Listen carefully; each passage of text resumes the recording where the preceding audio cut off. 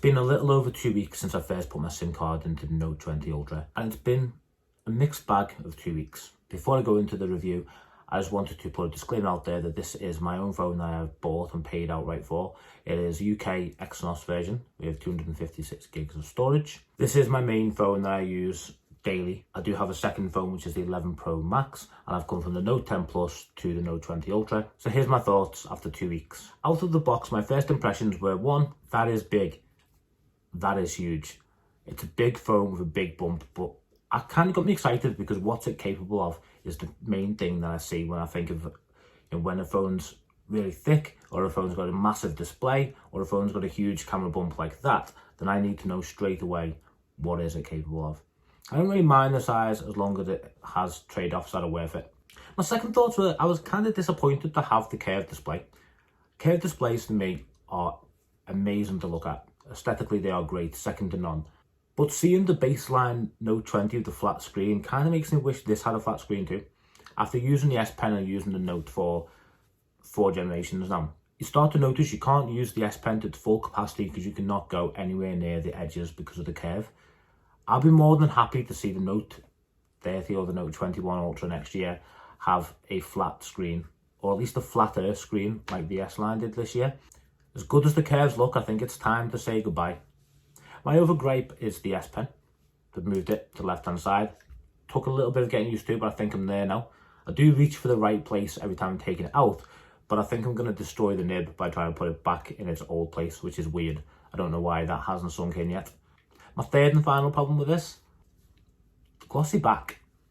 They advertise heavily on how great it feels to have the matte finish on the Mystic Bronze, yet the Mystic White and the Mystic Black are just glossy. Now, don't get me wrong, it looks great, and I don't mind the feel of it, but come on, if it's Mystic, it's Mystic, right? What's the difference? Why is Bronze getting the great new feel and the White's just the same glass that we're used to?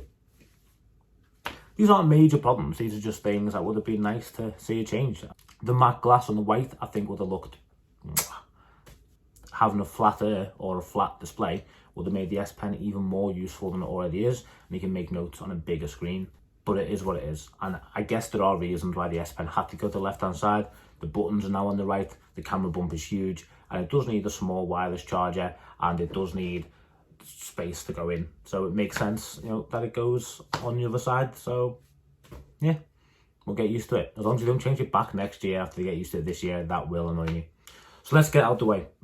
The elephant in the room, the literal elephant, that thing is thick and it is big. There's no denying it. Is it ugly? I don't think so. I actually think it looks quite good in an odd kind of way. It does feel weird when you're using the phone and you catch it like this. It kind of feels like something's broken. But your finger does rest under it. It's kind of like a weird holder.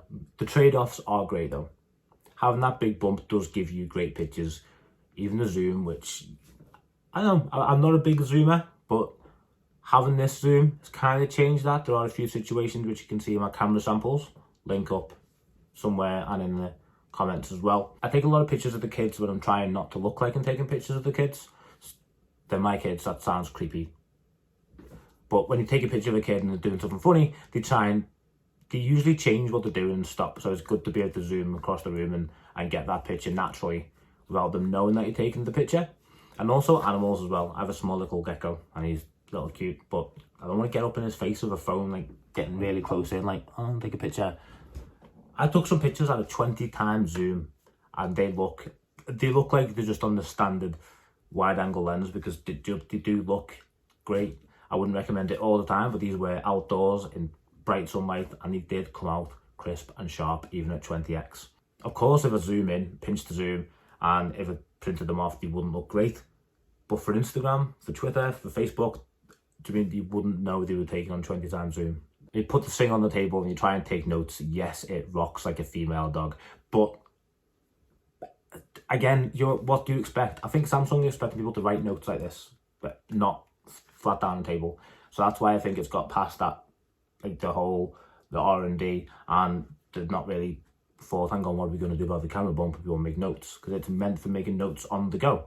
Samsung want you to make notes on this when you're sat down, which makes sense. It's a larger surface, it lies flat. So yeah, I think they have made the right decision with that. And when you are making notes out and about, it still fits perfectly and you still can. And that's why they have the rotation. So when you're writing and you're stood up and you're writing on sideways like this, then you can straighten it out later and it comes up perfect on the tablet. And FYI, my new favourite case by ESR, the kickstand. Always got to have a kickstand on my case. If I don't have a kickstand, I'm very angry. Why have a screen like this if you're not going to watch videos and just put it down on the desk? That hides the bump almost perfectly, and you can put it down and there's almost no rock. There wouldn't be any rock from the camera bump if it wasn't for the bump for the kickstand, which is a nice trade-off. It's a fair trade-off. I'm happy with it. The other downside to this phone, the other elephant in the room, the one that's trailing behind, kind of like trying to keep up, not quite as big as the other elephant, but the other elephant in the room is battery life. Now, if you go into Twitter and you search for Note 20 Ultra, you will see comments galore, battery life, battery life, battery life, battery life, battery life. It's been hammered into you, especially when compared to the Snapdragon version. As I said earlier, this is the Exynos version. Has the battery life been bad? No. Has it been great? Yeah, no, but it gets me through a day, and that's the important thing. I say this is my main phone, this is what I've paid for, this is what I'm going to use for the next 12 months. And I don't feel disappointed that I'm going to have to be using this for 12 months. I don't feel like I'm stuck using it. The battery life, I would say, coming from the Note 10 Plus is on par with the Note 10 Plus to the Note 20 Ultra, which, you know, from 12-month upgrade, it kind of is a little disheartening, but the battery's only 200 milliamp hours bigger, and you have got the 120 Hz refresh rate. You've got a brighter display, a bigger display, and you've got an S Pen which does more, and you've got cameras that are an upgrade as well. So, you know, if I can take battery life, that's exactly the same as the phone I had last year, which still got me through a day before it upgraded to this. I'm happy with that. I'm more than happy with that. At the end of the day, if you can get through social media and you can get through emails, phone calls, texts, keeping up with friends, bit of GPS, playing music, and it gets you through to when you go into bed, what's the problem? You know, people will say, well, it's a powerhouse phone. It is, and I use it for notes all the time. I use it for PowerPoint presentations. I've even connected the Bluetooth keyboard and Bluetooth mouse to this to do Excel documents on this, and it will get me through a day with ease, no problem. And the Note 10 was the phone that stopped me from charging overnight. If it gets me through a day, it gets me through night time because of the Bixby routines. When I set it down at night, it goes into power saving, which I really like. And then I just put it on charge in the morning. An hour tops will get me to 100%, and I'm good to go right the way through the day. I probably get to about 15-minute charge on my way home from work, or my way to work, but that's it. And it would still do without that as well. And again, if you needed to go through the next day, if you're coming home from work and then you get ready to go out for the night, 50% charge in 30 minutes from zero.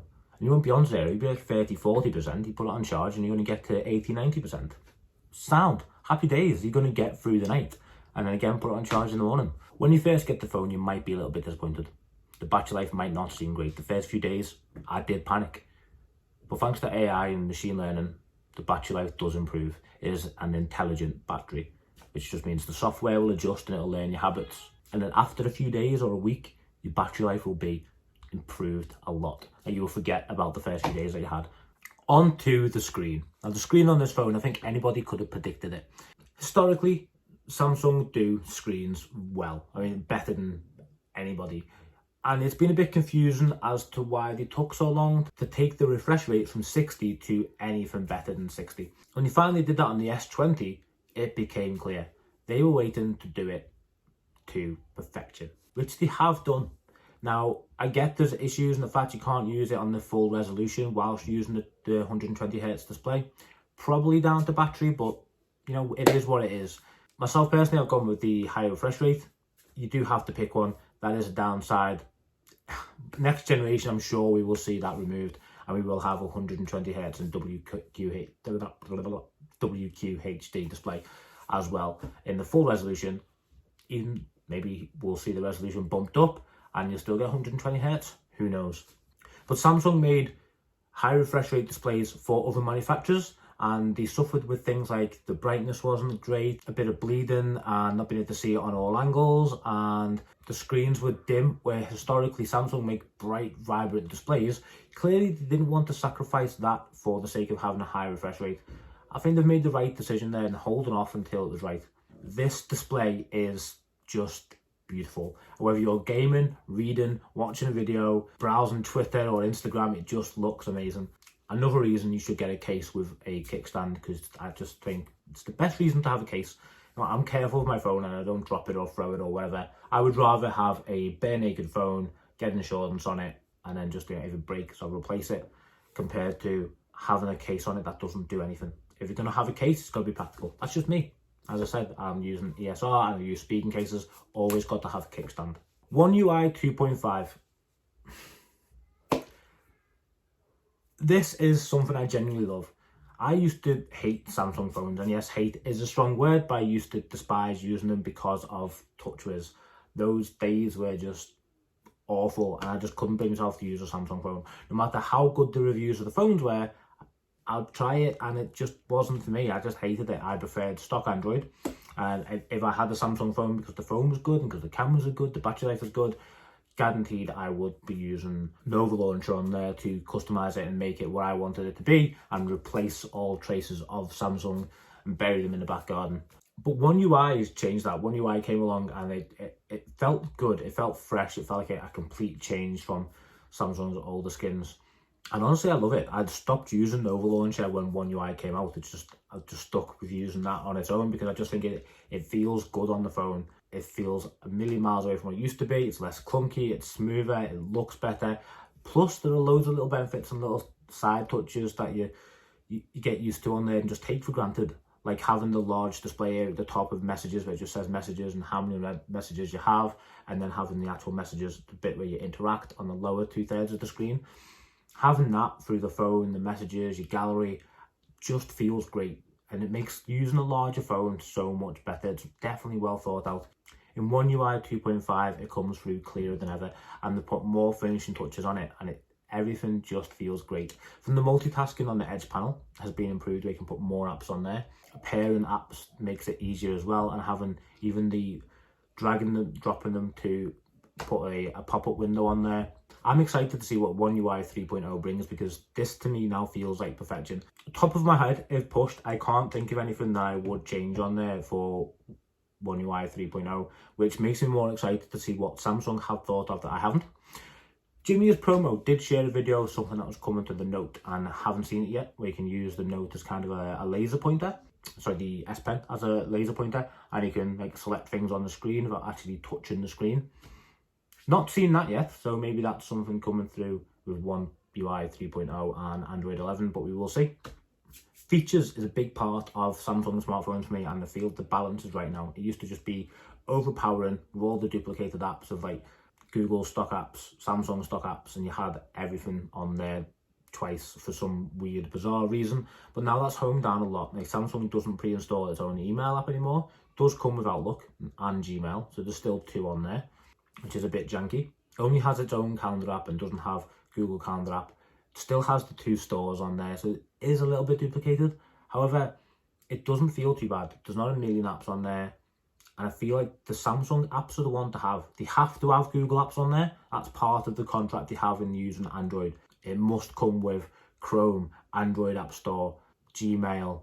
These have to come on the phone. That's part of the contract. But the subtleties in using these Samsung apps like Samsung Internet and the Samsung Gallery app instead of Google Photos, it works well within its own little ecosystem.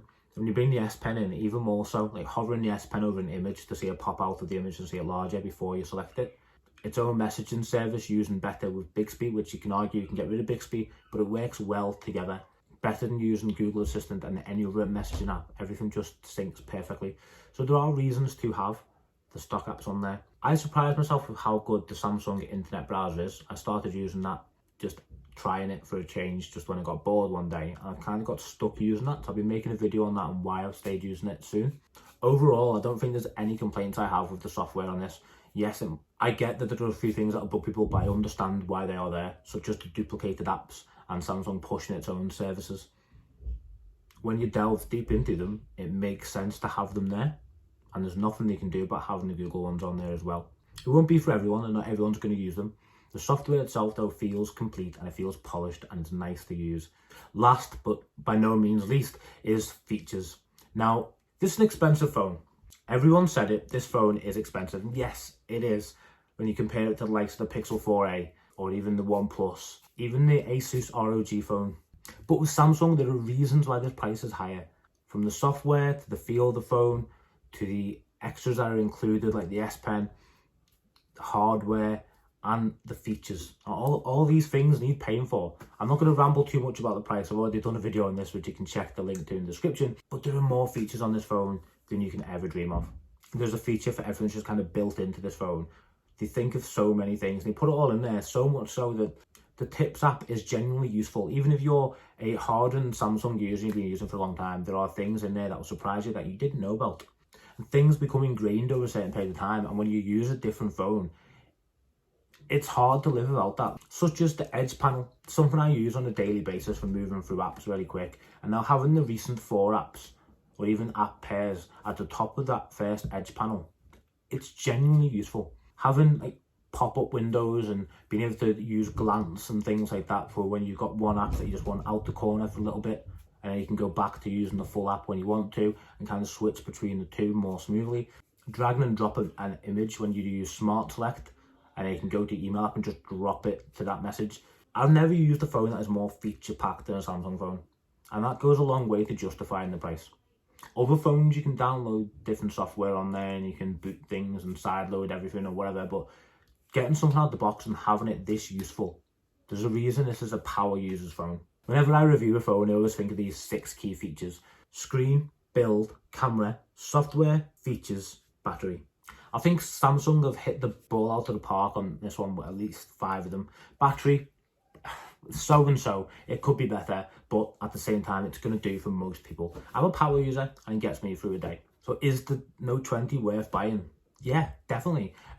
Most people out there are going to be going from a Samsung Note 9, 8, or even a non-Samsung phone to this phone, and they will realize there are so many things on there to discover. You're going to be discovering this for months on. You will find things on this phone that you didn't know existed 6 months, 8, 10, 12 months down the line. This genuinely is a phone experience that just keeps on giving. So I can forgive the shortcoming on that one thing, the battery. Comparing this to the Note 10, it might not seem out of the box, hand in hand, that these phones are leagues apart. But the more you use them, the more you see it is a big jump from the Note 10 Plus to the Note 20 Ultra. But even more so when you're coming from a Note 9 or from a Note 8 or from a Pixel, you'll start to see the differences on here. And yes, it's worth dropping the slightly better picture quality on the Pixel for all the features you're going to get with the Note. My final thoughts on the Note is a bit bittersweet. The Note used to be, the best way to describe a Note was the S line on steroids. That's no longer the case. As new features being implemented slowed down and the S series slowly caught up to the Note series is no longer the S series on steroids. It's more the S series refined. As you see new features coming out first on the S series, you will see them same features on the Note series later on, but tweaked ever so slightly. By bringing laser focus, by changing the way the 120Hz refresh rate works, by refining the design and making the design look and feel more premium. They bring out the S line and take away all the negatives, few finishing touches, tweaking it.